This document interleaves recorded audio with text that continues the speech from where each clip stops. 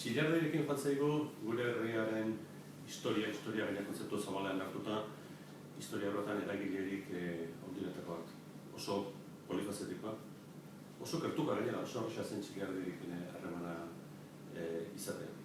Zan dut oso polifazetikoa, oso poliderikoa, politika, garen sorreran egontzean, herribertasunen sorreran, adarlarren sorreran, kulturaren barruan literatura modernoaren intzindarietakoak izan zen Euskal Herrian, gainera garai politiko zailetan sortu zen literatura berritzailea, Europako korrenteetan moderna zen korrenteak errezun Euskal Herria eta Euskal literaturari ekarri hori egin zion.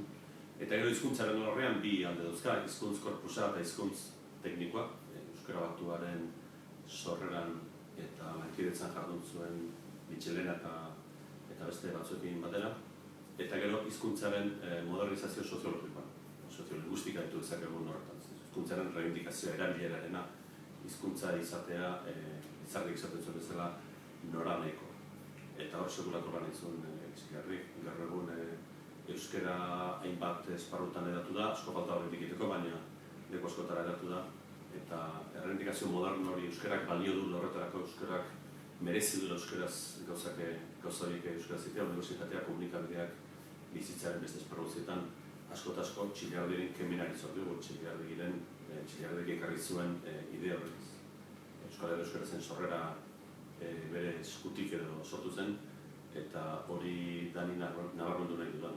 Hizkuntzaren modernizazio soziologiko horretan Txillardik egin zuen. Berak esan zigun, edo zer gauza egin genezakela euskaraz, gara nuke gaitasun hori egiteko, ni egunkari bateko zuzendaren ez, euskaraz egunkariteko zuzendaren ez.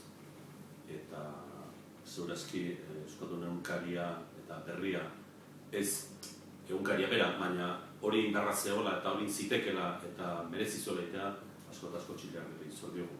Zorretan gaude Txillardikin jakin zuenegatik, eta etorkizune begirare zorretan gaude berak egin gabe utzi zitunak gure esku daulako.